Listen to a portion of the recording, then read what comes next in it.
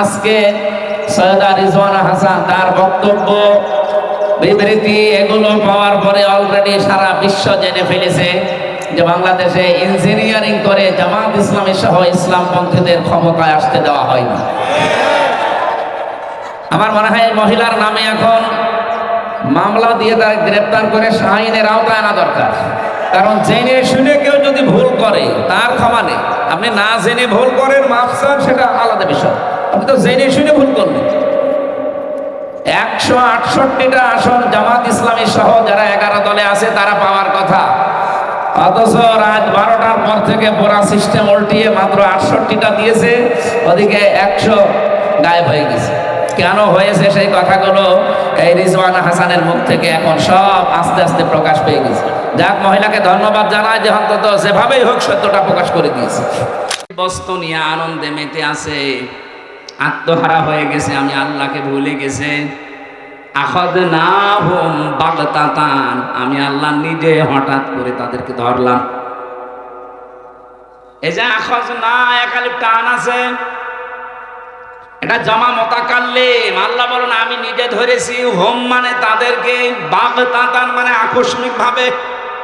আপনি 2024 সালের 5 আগস্টের সাথে একটা মিলে যাচ্ছে। 15.5 বছর তাহলে ধরলো না কেন?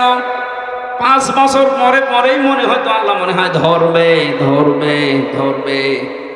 আল্লাহ বলেন কেন ধরিনি জানো? আমি ধরিনি তাদের এই কারণে, মানুষগুলোকে আমি ছাড় দিতে চেয়েছিলাম, দেখি কত দূর যেতে পারে। এমন জায়গায় তাদেরকে আমি হিট করলাম। আখাযনাহুম বাগতাতান, বাগতাতান মানে আকস্মিক ভাবে, হঠাৎ করে। যে দুপুরের খাবার খাবে সে সময়ও পায়নি। 5টা মিনিট সময় নেবে যে জাতির উদ্দেশ্যে একটা ভাষণ লিখবো, আল্লাহ বলেন না, সময় নেই। কারণ আমি বাগতাতান ধরেছি আমি নিজে।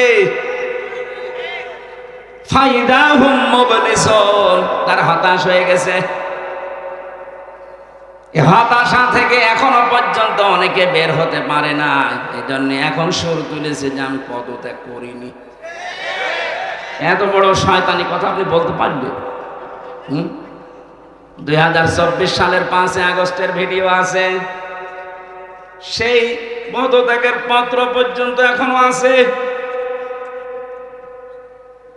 আপনি না পাগল হয়ে বলছেন যে আমি করিনি, কিন্তু সেই লোকটা ভিডিও বার্তা দিয়ে বলল যে হ্যাঁ আমার কাছে জমা দিয়ে গেছে লিখিত, ও কি এখন পাগল হয়ে গেল? সুতরাং এরকম পাগল যেন আমাদের দেশে দায়িত্বে না থাকে, এরকম পাগল থাকার দরকার। কারণ তার নিজের কথায় সে নিজে মিথ্যাবাদী। এখন কথা বলেন না কেন? আমার রিমান্ডে নিয়ে আমার ওই সেই 9 সালের 10 সালের 12 সালের ভিডিওগুলো কাটিং করে করে 2 মিনিট 2.5 মিনিট আমার শোনাইতো। আগের কথাও নেই, পরের কথাও নেই, মাঝখানে এখানে প্রসাব করিবেন, না করিলে 50 টাকা জরিমানা। এরকম বিষয় দিয়ে দিয়ে আমারে যেমন মানসিক যন্ত্রণা দিয়েছিলেন, আমার মনে হয় যে মানুষগুলো এখন 24 সালের 5 আগস্টে বললেন যে এই যে পদত্যাগপত্র সই করা, স্ট্যাম্প করা দুনিয়ার মানুষ দেখেছে, কত পত্রিকা, কোন টিভি মিডিয়া দেখিয়েছে। হঠাৎ করে আপনাকে কোন পাগলে কামড়িয়েছে? এখন কোন কারণে আপনি এইটা বলছেন যে না আমার কাছে কোনো দলিল নেই? আমার মনে হয় না কেউ ঠিক আমার মতো রিমান্ডে নিয়ে এটা দেখানোর দরকার। এই দেখে এনাটার কাট সাট করা লাগবে না, আসলটা দেখালেই হবে। এই যে দেখেন, আমারে তো এইটাই দেখিয়ে বলেছিল যে আপনি বলেছেন। হ্যাঁ বলেছি, কিন্তু আগের কথা কই? আমি তো কথা বলতাম তখন 1.5 ঘন্টা 2 ঘন্টা। আগের কথাও নেই, পরের কথা নেই, মাঝখানে 1.5 মিনিট 2 মিনিট হয়তো ওই রকম হয়ে গেল। শেষে প্রসাব না লাগলে বলে আমি করি, 50 টাকা জরিমানা দেওয়া লাগবে। আমার মনে হচ্ছে ওনাকে এখন এরকম কোন পাগলে কামড়িয়েছে। হঠাৎ করে আপনি কোথা থেকে সুর তুললেন যে আমার কাছে দলিল নেই? তো দলিল তো সারা দুনিয়ায় এখন আছে। আপনি তো মিথ্যাবাদী হয়ে যাচ্ছেন, মানুষ আপনাকে কিন্তু পাগল বলবে। আর কোন পাগল দেশের দায়িত্বে থাকবে, দেশের 18 কোটি মানুষ মানবে না। এই মোবিলিজেশন হয়ে গেছে, ফাইদাহু মোবিলিজেশন, পাগল হয়ে গেছে। হঠাৎ করে তারা হতাশ হয়ে পড়েছে। এই মানুষগুলো যে হতাশ হয়ে পড়েছে, এর পরের শব্দে আছে ফাকুতিয়া দাবিরুল কওমিল্লাযিনা যালামু। আল্লাহ বলেন জালেমদের শিকড় আমি কেটে দিয়েছি। জালেমদের যেহেতু শিকড় কাটা হয়ে গেছে, আর পৃথিবীর ইতিহাসে এটাই বলে কোন স্বৈরাচারের পতন হওয়ার পরে সে আবার ঘুরে দাঁড়িয়েছে পৃথিবীর ইতিহাসে নেই। আপনি হিটলারের দিকে তাকান, কথা বলছেন না? পৃথিবীর ইতিহাস আমি যত পড়েছি এবং আমার যতটুকু জানা আছে, কোন স্বৈরাচার বিদায় নেওয়ার পর, পতন হওয়ার পর সে যে আবার ঘুরে দাঁড়িয়েছে পৃথিবী বলে না। সুতরাং যে স্বৈরাচার বিদায় নিয়েছে ও ঘুরবে এ বিশ্বাসও করি না। যারা এখনো আশায় বুক বেঁধে আছেন, নিজের ভবিষ্যৎ নষ্ট করবেন না। এখনো পর্যন্ত চায় আছেন, যদি জনগণ জেনে ফেলে যে আপনিও এখনো ঠ্যাং ভেঙে ফেলবে। আমরা তো এই জন্য মাওলানা মামুনুল হক জেল থেকে বের হয়ে বারবার বলছে যে দেশে যারা জালেম ছিল, জালেমদের আপনারা তালিকা করে করে ছবি দিয়ে মোড়ে মোড়ে টাঙিয়ে দিন, এরা যেন কিয়ামতের আগে আর ঘুরে দাঁড়াতে না পারে। আমরা চাই এদেশে সবাই যেভাবে অধিকার নিয়ে বাস করে সবাই বাস করবে, শুধু আপনার দল করলে আরামে থাকা যাবে। আর আমরা কি ভেসে এসেছি? এজন্য ক্ষমতা দিলে আমার আল্লাহ তাদেরকে এই দুনিয়াতে শান্তি স্বস্তি একেবারে কিয়ামত পর্যন্ত দিয়ে দেবে, সম্মান না এরকম কথা নেই। বরং ক্ষমতা দেওয়ার পরে অনেককে আল্লাহ এমন অপমান করেছে, এই অপমানের কোনো শেষ নেই। ওয়ালাহুম আযাবুম মুহিন। আল্লাহ বলেন অপমানজনক শাস্তি দিয়ে ঘিরে ফেলেছি। পৃথিবীর ইতিহাস এটা পাল্টাবে না। 100 বছর পরে হয়তো এখানে আমরা কেউ থাকবো না, কিন্তু ইতিহাস তালিকা হবে।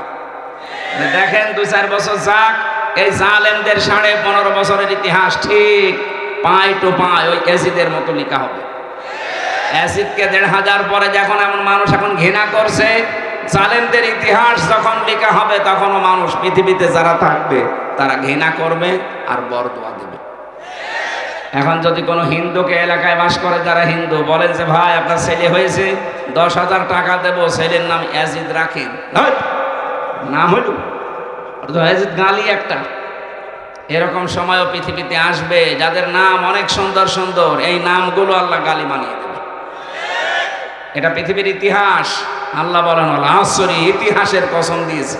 পৃথিবীর সব কিছু উলট পালট হয়ে যেতে পারে, ইতিহাস কিন্তু মানুষ এটা সত্যকে সব সময় চেপে রাখে, ওগুলো সময় হলে বাস্ট করে দেয়। এই জন্য আমরা এমন কোনো কাজ যেন না করি, ইতিহাস আমাদের আস্থা করে যেন নিক্ষেপ না করে। এই জন্য ক্ষমতা পেলেই আপনি শান্তিতে থাকবেন, আপনার সম্মান বৃদ্ধি হবে না, এটা মিথ্যা কথা। কোরআন বলছে ক্ষমতা দিয়েও মানুষকে আল্লাহ অপমান করতে পারে। আমরা সম্মান কোথায় পাওয়া যায় সেই দিকে এগিয়ে যাবো ইনশাআল্লাহ। আজকের আলোচনার বিষয় সতর্কতা। কি বললাম? এই সতর্ক বাণী দিচ্ছে কে? সূরা শুআরা থেকে একটা আয়াত পড়েছি। আল্লাহ সতর্ক বাণী দিচ্ছেন আমাদেরকে। বিশ্বনবী মুহাম্মদুর রাসূলুল্লাহ সাল্লাল্লাহু আলাইহি ওয়াসাল্লাম নবুয়ত পাওয়ার পর নবীজিকে আল্লাহ যে সমস্ত আয়াতগুলো দিয়েছিলেন প্রচার করার জন্য প্রাথমিক অবস্থায়, তার ভেতরে এটা একটা, ওয়ানযির আশীরাতাকাল আকরাবিন। হে নবী, আপনার নিকটবর্তী যারা আছে এদেরকে সতর্ক করেন। এই আয়াত থেকে প্রমাণ হয় কোন মানুষ যদি দাওয়াতি কাজ আরম্ভ করতে চায় তাকে নিকটবর্তী থেকে শুরু করা লাগবে।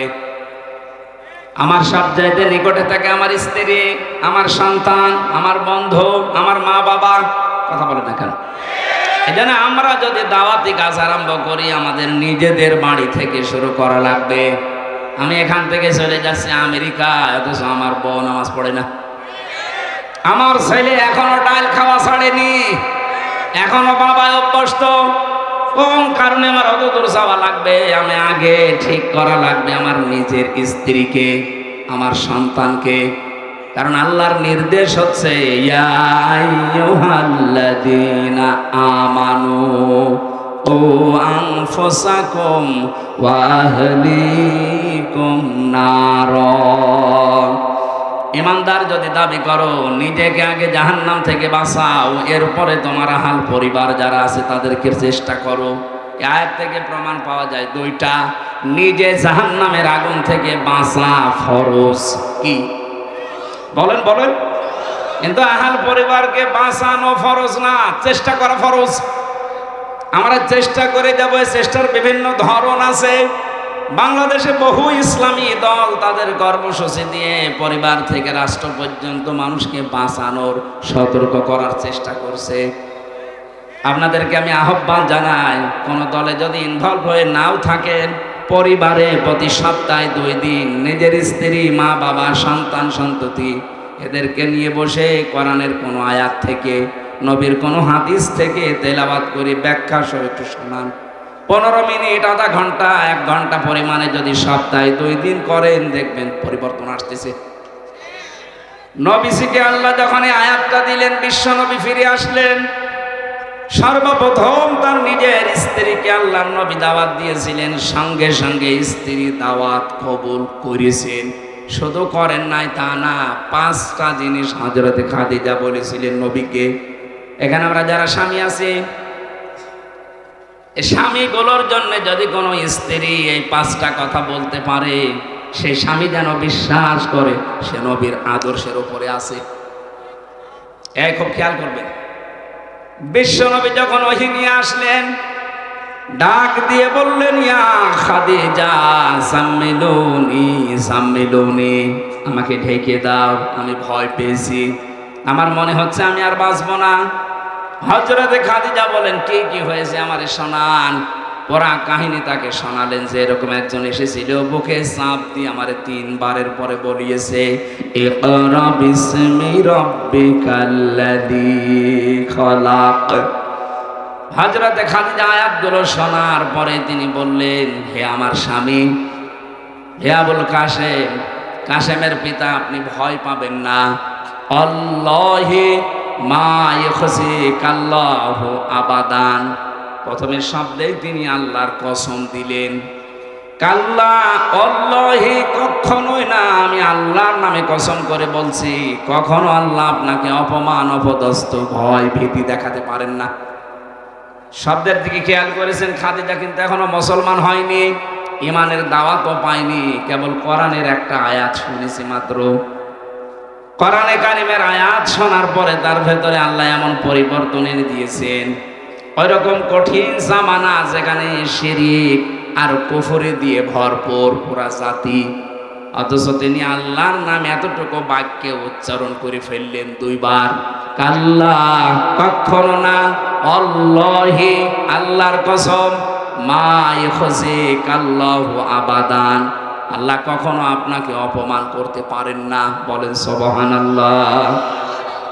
আপনি বাইরের কর্মজীবন শেষ করে এসে বাড়িতে আসার পরে যদি আপনার স্ত্রী আপনাকে এই যে পরবর্তী যে কথাগুলো বলা হবে, এইগুলো যদি স্ত্রীর পক্ষ থেকে শুনতে পান, তাহলে বুঝবেন আপনি নবীর তরিকায় আছেন। এই যে যারা উঠে যায়, এরা কি একাধারে মানে পোশাক পায়খানার জন্য লাইন দিয়েছে নাকি?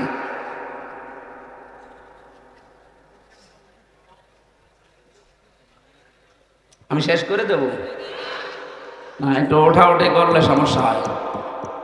ওঠা যাবে না ভাই, আপনার একটু কষ্ট হলেও একটু সময় থাকে। কালকের পরের দিন এখানে আপনি যতই মাইকিং করেন, এ মানুষ পাবে না। সুতরাং পরিবেশ যদি আপনার কারণে নষ্ট হয়, খুব বেশি প্রয়োজন না হলে উঠবেন না। দেখা যাচ্ছে একেবারে আপনার কাজ শেষ, তখন কিছু নিতে হবে। আর আমার মনে হয় যুবক মানুষ না ওঠাই ভালো। হ্যাঁ, যুবক মানুষও যদি 1-1.5 ঘন্টা বসে থাকতে না পারে, তো ও বিয়ে দিলে ওর বউ টেকবে। শেষে তো বদনাম হয়ে যাবে নওগাঁ জেলা, আর এই জেলায় কিন্তু আর কেউ মেয়ে বিয়ে দেবে না, কারণ এখানে বহু মেয়ের বাপ বসে আছে। এক কথা বলে না কেন? উনি শুধু ওয়াজ শুনতে আসে না, উনি মেয়ে জামাই খুঁজতেও এসেছে। এই জন্য আপনি যেন এরকম ভুল করেন না, শেষে যে দেখবে যে তো না। নওগাঁবাসী এবার নিজের সাথে মিলাবেন এই হাদিসটা। খাদিজাতুল কুবরা রাদিয়াল্লাহু তাআলা আনহা তিনি বলেছিলেন, হে আমার স্বামী, ইন্নাকা লা তাসিলুর রিহমা, আপনি তো রক্তের সম্পর্ক ঠিক রাখেন, আপনি তো রক্তের সম্পর্ক নষ্ট করেন না। তাহলে আল্লাহ আপনাকে ভয় দেখাবে কোন কারণে? কোন জিন ভূত পরী যাই ভয় দেখায় মানুষদেরকে, কোনো কিছু আপনাকে ভয় দেখাতে পারে না, আমি বিশ্বাস করি। কারণ আপনি এই 15 বছর সংসারে আমি দেখলাম কোনোদিন রক্তের সম্পর্ক ছিন্ন করেননি। বাংলার মানুষেরা, এই পৃথিবীতে যারা রক্তের সম্পর্ক ছিন্ন করে না, যারা ঠিক রাখে, তাদের ভেতর থেকে আল্লাহ সব রকমের ভয় দূর করে দেয়। অথচ এখানে বহু হাসি বসে আছে, নিজের ভাইয়ের সাথে আজ 3 বছর কথা বলে না। কথা বলে না কেন? কারণ কি? ওই 1 বিঘত জায়গা নিয়ে মারামারি ছিল। দুনিয়ার এই কোনো বিষয় নিয়ে কেউ যদি দুনিয়ার কোনো মানুষের সাথে, বিশেষ করে যাদের সাথে রক্তের সম্পর্ক আছে, এরকম কোনো মানুষের সাথে যদি আপনি সম্পর্ক নষ্ট করে দেন দুনিয়ার কোনো স্বার্থের কারণে, কোরআনে হাদিসে যা পাওয়া যায়, এরকম যদি 3 দিন কেটে যায়, কথাবার্তারা যদি আপনি ফিরে আসতে না পারেন, আপনি মারা গেলে বেঈমান হয়ে মরবেন, ঈমান পাবেন না। অথচ এ দেশে বহু মানুষ 3 দিন না 30 বছর ভাইয়ের সাথে কথা বলে না। আমি কুষ্টিয়াতে 10 সালে যে ওসি সাহেবকে পড়াতাম, যখন আমাকে গ্রেফতার করেছিল ওর পরের বছর, উনি আমারে বলতো মাঝে মাঝে যে আমার জীবনে বড় আফসোস, আমার দুঃখ, আমার নিজের আপন ভাই আমার সাথে আজ প্রায় 7 বছর কথা বলে না। কারণ কি? কারণটা হচ্ছে যে জমি ভাগ করার সময় মাত্র 1 বিঘত না 1 হাত জমি যেন একটু বেঁধে গিয়েছিল এই নিয়ে। অথচ এই ভাইটার জন্য ছোটবেলায় মাথার ঘাম পায়ে ফেলে কত কষ্ট করে কোলে কাঁখে পিঠে নিয়ে মানুষ করেছে। ওই কথাগুলো একটু মনে পড়ে না আপনার? আপনার স্ত্রীর কান পড়ার কারণে আপনার ভাইয়ের সাথে আপনার রক্তের সম্পর্ক আপনি নষ্ট করে ফেলেছেন। আপনি বিশ্বাস করে নিতে পারেন, বিভিন্ন ভয় আপনার মনে আল্লাহ ঢুকিয়ে দেবে। আমি কথা বোঝাতে পেরেছি? আল্লাহ যখন সব সৃষ্টি করা শেষ, তখন এই যে রেহেম বলা হয়, যেটা রক্তের সম্পর্ক, এইটা আল্লাহর কুদরতি যে মাজা আছে এটা চেপে ধরলেন, ডাক দিয়ে বলেন, রব্বুল আলামিন তুমি তো সবার জন্য সব করলে, তা আমার ব্যাপারে তুমি তো কিছু বললে না, আমার ব্যাপারে কিছু বলবা তো? আল্লাহ বলেন, তোমার ব্যাপারে আমার কথা হচ্ছে, দুনিয়ায় যারা সম্পর্ক তোমার সাথে রাখবে আমি তাদের সাথে আছি, যারা তোমার সাথে সম্পর্ক রাখবে না আমি আল্লাহ তাদের সাথে নেই। আপনি দেখেছেন বিষয়টা কত গভীর। যারা মানুষের সাথে সম্পর্ক রাখে না, বিশেষ করে রক্তের, নিজের ফুফু, চাচা, আপন ভাই, আপন বোন, মেয়ে, এই কথা বলছে না কেন? এই মানুষগুলোর যাদের সাথে সম্পর্ক ভালো না, তাদের মনের ভেতরে বিভিন্ন ভয় ঢুকিয়ে দেবে কে? এখানে এরকম চরিত্রের মানুষ আছেন, কারা হাত তোলেন তো? কোন এলাকায় ওয়াজ দিয়েছে? তো সব আল্লাহর ওলি বসে আছে। আমার মনে হয় এলাকায় আগামী বছর আর ওয়াজ দেবেন না, আগামী বছর গান দেবেন। এই ভালো মানুষের সামনে ওয়াজ করে লাভ আছে? সত্যি কি এলাকায় এই হাদিসটা মেনে নেওয়ার মতো মানুষ নেই? রক্তের সম্পর্ক যদি সত্যি আপনার খারাপ হয়, আপনার নামাজ, আপনার রোজা, আপনার হজ করা সব মাঠে মারা যাবে, কিচ্ছু হবে। কারণ আল্লাহ বলেন আমি সম্পর্ক কাট করে দেব ওর সাথে। তা আপনি কার কাছে সওয়াব পাঠাবেন বলেন? আমি সহ যারা আছে, এটা আজকে থেকে মেনে নেওয়া যাবে না। আমার একটা বোন, আমার তো ভাই নেই, আমার ফুফু আছে কয়েকটা, চাচা আছে কয়েকটা। হ্যাঁ, সম্পর্ক নষ্ট করা যায় যদি আল্লাহর বিধান সামনে এসে যায়। দেখা যাচ্ছে না উনি আল্লাহর বিধানের বাইরে, ওই রকম চাচা, ওই রকম ফুফু, ওই রকম বোন না, ওই রকম বাবা হলেও বাবাকে আর মানা যাবে। এটা আমি বানালাম। কোরআনে কারিমের ভেতরে আল্লাহ জানিয়েছেন, ইয়া আইয়ুহাল্লাযীনা আমানু লা তাত্তাখিযু আবাআকুম ওয়া ইখওয়ানাকুম আউলিয়া ইন ইস্তাহাব্বু হাব্বুল কুফর আলাল ঈমান ওয়া মান ইয়াতাওয়াল্লাহুম মিনকুম ফাউলাইকা হুমুজ জালিমুন। বলেন আল্লাহু আকবার। এটা আছে সূরা তাওবা 33 নম্বর আয়াতে। আল্লাহ পাক বলেন, ও হে যারা ঈমানের দাবি করো তাদেরকে বলছি, খুব ভালোবেসে আল্লাহ ডাক দিয়েছেন, ইয়া আইয়ুহাল্লাযীনা আমানু। আয়াতের তাফসীরে পড়েছি ফি জিলালিল কোরআন। মুফাসসির বলেন, আল্লাহ যখন কোন ঈমানদার মানুষকে ডাক দেন তখন কিন্তু এমনিতে ওই এরকম না, তার নিজের কুদরতি হাত এভাবে উঁচা করে ডাকেন, ইয়া আইয়ুহাল্লাযীনা আমানু। ও হে যারা আমাকে বিশ্বাস করো, খুব ভালোবাসি তোদেরকে, শোন, লা তাত্তাখিযু আবাকুম ওয়া ইখওয়ানাকুম আউলিয়া ইন ইস্তাহাব্বুল কুফরা আলাল ঈমান।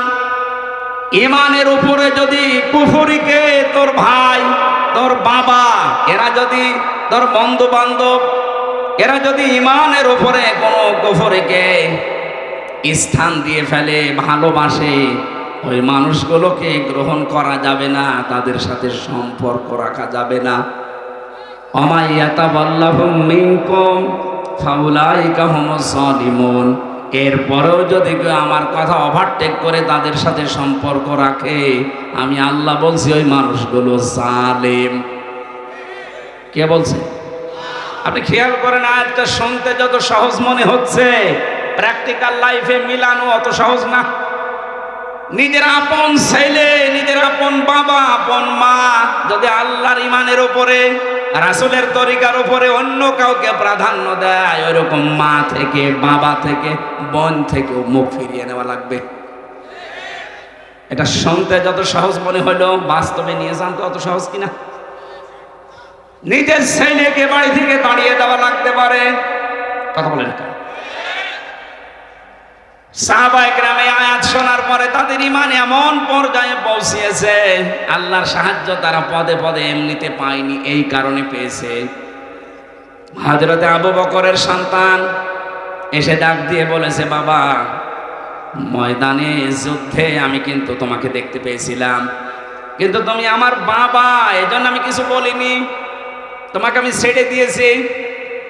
একবার, দুইবার না, তিনবার তোমাকে আমি দেখতে পেয়েছি যুদ্ধের ওই ময়দানে। আমি কিন্তু তোমাকে মেরে ফেলতে পারতাম, কিন্তু তুমি আমাকে জন্ম দিয়েছো আমার বাবা, এই জন্য, এই কারণে আমি আর কিছু বলিনি। হযরত আবু বকর ক্ষেপে উঠলেন। তিনি কণ্ঠ গরম করে ডাক দিয়ে বলেন, সন্তান, তিনবার আমাকে পাওয়ার পরে তুমি কিছুই বলনি, ছাড় দিয়েছো। আল্লাহর নামে কসম করে বলছি, ওই ময়দানে যদি আমি একবারও তোমারে দেখতে পেতাম, আমারে তরবারি থেকে তোমারে কেউ বাঁচাতে পারতো না। এই আয়াতটা তারা কিভাবে মেনেছে দেখেন তো, নিজের ছেলে পর্যন্ত ছাড় দেয়নি। ইয়া আইয়ুহাল্লাযীনা আমানু ইন্না মিন আজওয়াজিকুম ওয়া আওলাদিকুম আদুওয়াল লাকুম ফাহযারুহুম। সূরা তাগাবুনের আয়াতের ভেতরে আল্লাহ জানিয়েছেন, ঈমানদারেরা, তোমাদের সন্তানাদি, তোমাদের স্ত্রী, তোমাদের সম্পদ, এগুলো কিন্তু মাঝে মাঝে তোমাদের শত্রু হয়ে দাঁড়াবে, সুতরাং তাদের থেকে সতর্ক থাকবা। কে বলছেন? এই আয়াতটা আমি রিমান্ডে এক পুলিশ পেয়েছিলাম, পুলিশ অফিসার, এএসআই, এক হিন্দু। এ বেটা আমারে যখন রাতের বেলা পাহারা দিচ্ছিল, এই আয়াতটা আমারে শুনিয়েছে। রাত 12টার পরে উনি আসলেন, আমাকে ডাক দিয়ে বলছেন, হুজুর, আপনি আলেম মানুষ, আপনার নাম আমি শুনেছি, ওর বাড়ির রাজবাড়িতে। আমার বলছে, একটা আয়াত পড়ি, আপনি দেখেন তো কোনটা। আমি তো হাফেজ, আমার সব আয়াতে মুখস্থ আছে। দেখলাম সূরা তাগাবুনের এই আয়াতটা আমারে পড়ে শোনালো, তেলাওয়াত ভালো।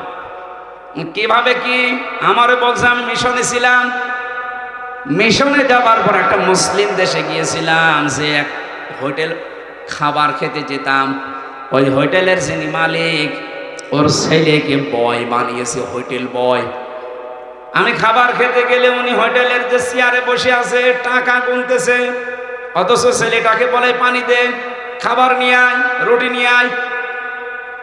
একদিন, 2 দিন, 3 দিন, এভাবে 2টা বছর আমি ছিলাম। তাদের ভাষা আমি আয়ত্ত করে ফেলেছি। ওনারা জিজ্ঞাসা করলাম একদিন, যে ছেলেটা শুনলাম যে আপনার নিজের, তা আপনি কি করে রেখেছেন? আপনি এত ধনী মানুষ, হোটেলের মালিক, আর ছেলেকে বানিয়েছেন হোটেলের বয়, আপনার কি বুদ্ধি শুদ্ধি নেই? উনি জিজ্ঞাসা করছেন যে আপনার বাড়ি কোথায়? বলে যে তুমি বাংলাদেশ, আমি বাংলাদেশ থেকে এসেছি। তখন ওনার ভাষা দিয়ে ওনারে জানিয়েছে যে আপনি বাংলাদেশের মানুষ। সারা পৃথিবীতে বিশেষ করে আপনাদের এই অঞ্চলটা বাংলাদেশ, ভারত, পাকিস্তানের মানুষের ইসলাম মানা আর আমাদের এই মধ্যপ্রাচ্যের মানুষের ইসলাম মানা এক না।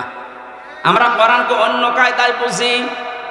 উনি আমার বলছিলেন, হুজুর, যে তারা কোরআন যেভাবে বোঝে আমাদের বাংলাদেশে, ভারতে, পাকিস্তানে মানুষ কিন্তু ওইভাবে মেনে নিতে পারে না। ওনার কাছ থেকে আমি ওই দিন ওইটা বাস্তবে মিলিয়েছিলাম। তাই তো দোকানদার তাকে বলতে চেয়েছে যে বিদেশি, আমরা কোরআনে কারিমের সূরা তাগাবুনের আয়াতটা আমাকে যখন উনি শুনিয়েছে, ওই দিন থেকে আমি মুখস্থ করে নিয়েছিলাম। যদিও বাংলায় মুখস্থ করেছে কিন্তু শুদ্ধ আছে আয়াতটা। আমারে ডাক দিয়ে বলছে, দেখেন, এই ছেলেটা হওয়ার পরে আমার 4টা দায়িত্ব ছিল। 1 নম্বরের একটা সুন্দর নাম রাখা, অর্থবোধক। এখানে অনেক বাবা আছে, আমি যেহেতু ঘটনাটা নিয়ে আনলাম কয়েক মিনিটে বলার জন্য, কয়েকটা শিক্ষা দিতে চাই। শুধু জন্ম দিয়ে ছেড়ে দিলেই বাবা হওয়া যায় না, তার একটা প্রথম দায়িত্ব অর্থবোধক নাম রাখা লাগে। এখানে অনেক বাবা এমন আছে, ছেলের নাম যা রেখেছে ও নিজে উচ্চারণ করতে পারবে না। আমার কুষ্টিয়ায় সেই দিন দেখলাম একজন দোকানের নাম লিখেছে মিহাদ স্টোর। ওনারে বললাম, ভাই কি এটা? বলছে আমার ছেলের নাম মিহাদ। মিহাদ মানে? বলছে আমি কোরআন শরীফে পেয়েছি বিসাল মিহাদ। আরে বেটা, এটার নাম হচ্ছে জাহান্নামের সর্বনিম্ন স্তর।